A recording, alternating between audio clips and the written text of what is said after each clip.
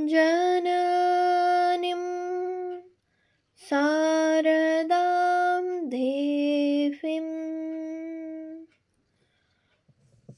रामकृष्णं जगद्गुरुं पादपद्मे त्वयोश्रित्वा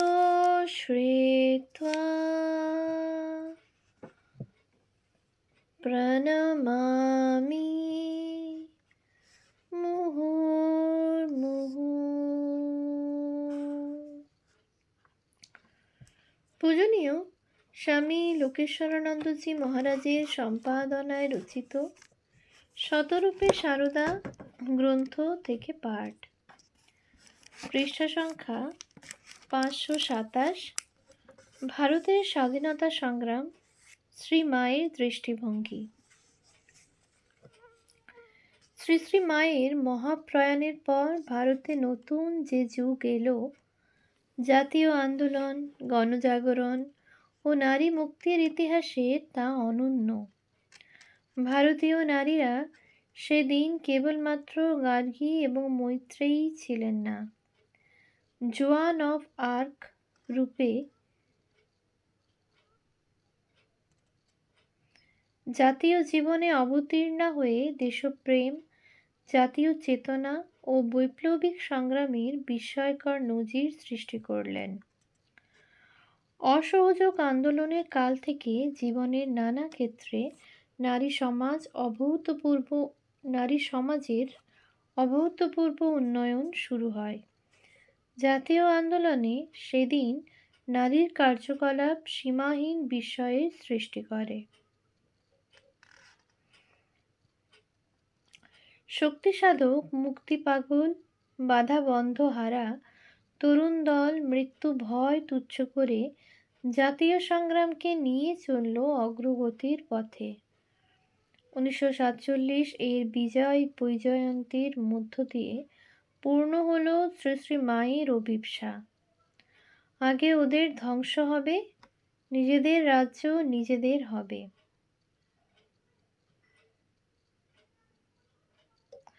শ্রী মা সারদা দেবী শুধু ভারতের বিগত বিপ্লবের ক্ষেত্রেই নয়, বিশ্বব্যাপী এক অনাগত মহাবিপ্লবেরও প্রতীক। এ বিষয়ে কারো কারো মনে প্রশ্ন উঠতে পারে, তার আপাত সাধারণ জীবনের মধ্যে বিপ্লবের চিহ্ন কোথায়? রামকৃষ্ণ মিশনের শঙ্কর মহারাজের তখন ব্রহ্মচারী অপূর্ব চৈতন্যের কাছে এই প্রশ্নের উত্তর দিয়েছেন বিপ্লবী নায়ক হেমচন্দ্র ঘোষ। তিনি বলেছেন, ওই শান্ত সমাহিত নীরব জীবনের মধ্যেই রয়েছে অতি বিপ্লবের বীজ। রামকৃষ্ণ, সারদা, বিবেকানন্দ এই ত্রয়ী এক মহা বিপ্লবের প্রতীক। সারা পৃথিবীর চিন্তা ও চেতনার ক্ষেত্রে এক বিরাট রেভলিউশন এনে দিয়েছেন এরা। এদের বিপ্লবে চাঞ্চল্য নাই, গতির চমক নাই। দু একটা শতাব্দী হয়তো চলে যাবে এর বহিঃপ্রকাশ মানুষের চোখে ধরা পড়তে, কিন্তু এই বিপ্লবকে, যাকে রামকৃষ্ণ বিপ্লব বলে আমি অভিহিত করতে চাই, তা থেমে নাই। নীরবে সকলের অলক্ষ্যে তার কাজ ঠিক চলছে। মানুষের অন্তরের ঐশ্বর্যকে উন্মোচিত করে, মানুষের চিন্তার ক্রমবিকাশ ঘটিয়ে মানুষকে মনুষ্যত্বে পৌঁছে দেওয়াই হলো বিপ্লবের প্রকৃতি। আগামীকালের মানুষ দেখতে পাবে যে এই নীরব বিপ্লবের তরঙ্গ সমগ্র জগৎকে প্লাবিত করে দিয়েছে। উৎস: রাখাল বেনু, মাঘ 1387 থেকে চৈত্র 1388, পৃষ্ঠা 294-95। সারদা দেবীর যুক্তিনিষ্ঠা ও সমাজ চেতনা। স্বামী সোমেশ্বরানন্দ। গত শতাব্দীতে ভারতে যে নবজাগরণ ঘটেছিল তার প্রধান লক্ষণ অন্ধবিশ্বাসের পরিবর্তে যুক্তিবোধের বিকাশ। মনন বৃত্তির অনুশীলনে ব্যক্তি মানুষের উদ্বোধন ঘটিয়ে সমাজকে সৃষ্টিশীল করাই ছিল সেই যুগের বৈশিষ্ট্য।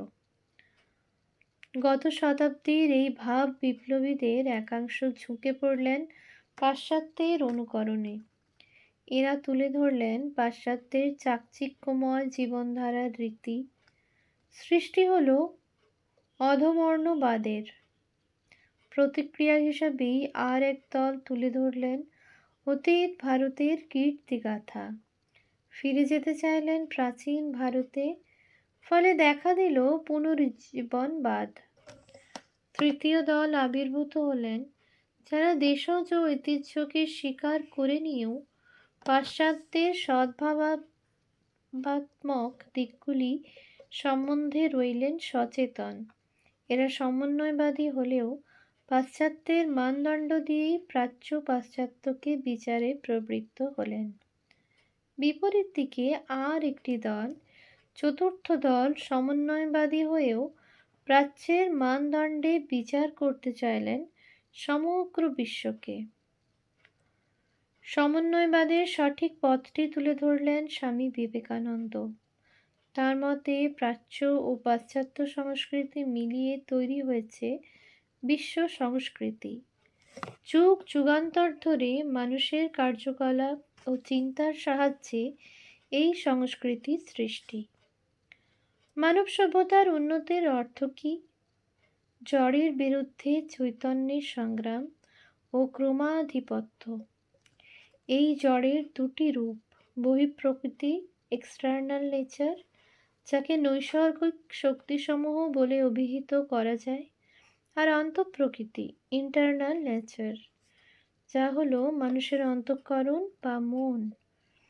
প্রাগৈতিহাসিক যুগ থেকে বিংশ শতাব্দী পর্যন্ত মানুষের যে জয়যাত্রা, সেটি সম্ভব হয়েছে এই দুই প্রকৃতির বিরুদ্ধে সংগ্রাম করে। পাশ্চাত্যের মানুষ যেখানে বহিঃপ্রকৃতির উপর তার দৃষ্টি নিবদ্ধ রাখতে চেষ্টা করেছে, প্রাচ্য মানুষের সেখানে মূল সংগ্রাম অন্তঃপ্রকৃতির বিরুদ্ধে। বিশ্ব সংস্কৃতির প্রকৃত চরিত্র এই দুইকে নিয়ে। মানুষকে সংগ্রাম করতে হবে প্রকৃতির দুই রূপেরই বিরুদ্ধে। মানুষকে সচেতন হতে হবে তার সামগ্রিক উত্তরাধিকার নিয়ে, সামগ্রিক মানব ঐতিহ্য নিয়ে।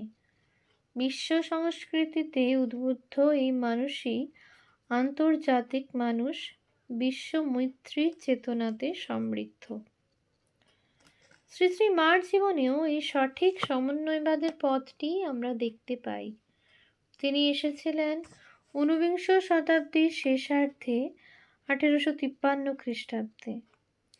1872 থেকে 1886 খ্রিস্টাব্দ পর্যন্ত শ্রী রামকৃষ্ণদেবের কাছে তাঁর নানান বিষয়ে শিক্ষা এবং 1893 খ্রিস্টাব্দ পর্যন্ত সাধনকাল।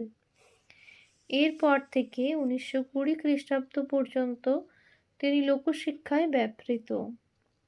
এ সত্ত্বেও শ্রী শ্রী মা সম্বন্ধে এতকাল যে আলোচনা হয়েছে, কথিত বা লিখিত রূপে, তার অধিকাংশই তার কল্যাণময়ী মাতৃরূপ নিয়ে। তার জীবনের ঐতিহাসিক তাৎপর্য নিয়ে আলোচনা খুবই অল্প।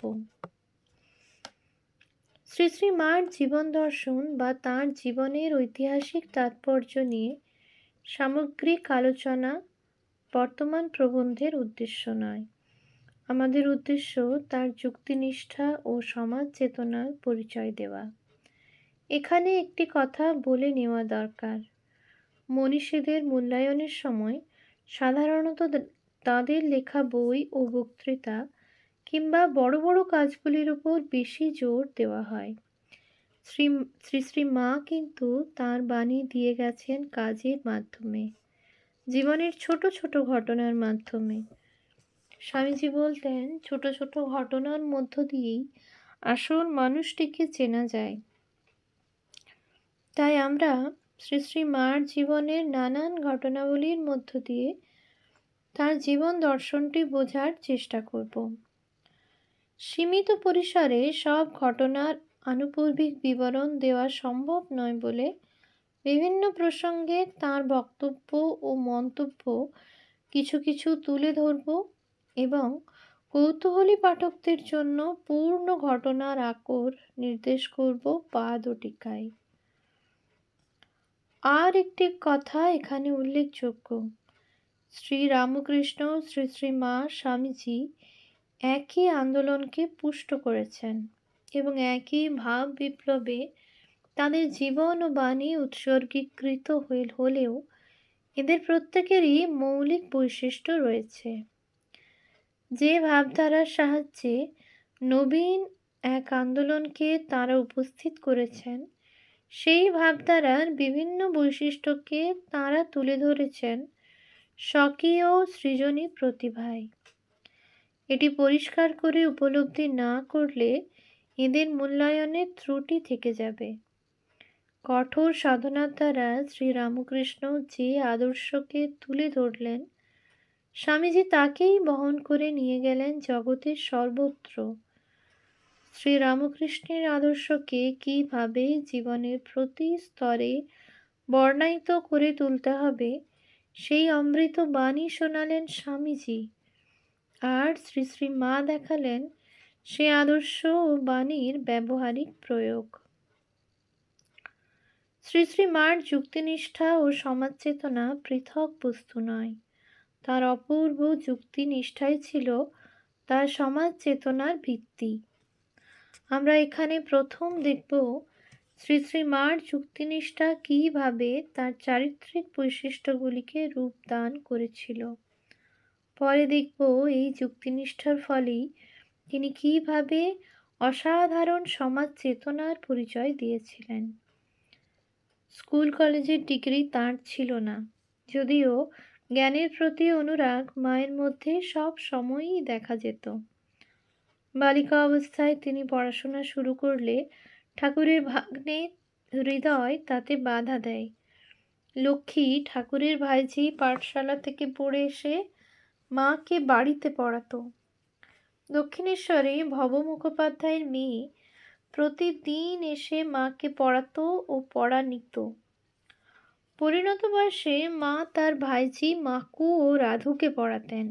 তাছাড়া গৌরীমার আশ্রমের ছাত্রীদের পড়াশোনায় তিনি খুবই উৎসাহ দিতেন এবং নিজের অল্প শিক্ষিত শিষ্য শিষ্যাদেরও বিদ্যা চর্চায় অনুরাগী করে তুলতেন। শুধু পুঁথিগত বিদ্যাই নয়, বিশ্বের কোথায় কি চলছে সে সম্বন্ধেও তিনি সদা কৌতূহলী ছিলেন। শিষ্যদেরও উৎসাহ দিতেন এই বলে, দেখো মা, যেখান দিয়ে যাবে তার চতুর্দিকে কি হচ্ছে না হচ্ছে সব দেখে রাখবে, আর যেখানে থাকবে সেখানকারও সব খবরগুলি জানা থাকা চাই। উৎস: শ্রী শ্রী মা শারদামণি দেবী, মানদাশঙ্কর দাশগুপ্ত, কলিকাতা, প্রথম প্রকাশ, 1363, পৃষ্ঠা 348।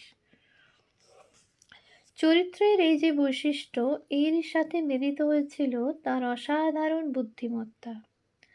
শ্রীরামকৃষ্ণদেবের শিক্ষা তাহাকে সাহায্য করেছিল ঠিকই, কিন্তু এই শিক্ষা গ্রহণেও ছিল তার স্বকীয় বৈশিষ্ট্য। অসাধারণ পতিনিষ্ঠা যেখানে অন্যান্য নারীকে স্বীয় স্বাধীনতা সংকুচিত করায়, সেখানে মা দেখিয়েছিলেন তার স্বাতন্ত্র্য। সতী সাধ্বী নারীর মতো পতিকে অনুসরণ করেও তিনি স্বীয় স্বাধীনতা বিসর্জন দেননি, বরং যেখানেই বুঝেছেন সেখানেই নিজস্ব মতামত দৃঢ়ভাবে প্রকাশ করেছেন।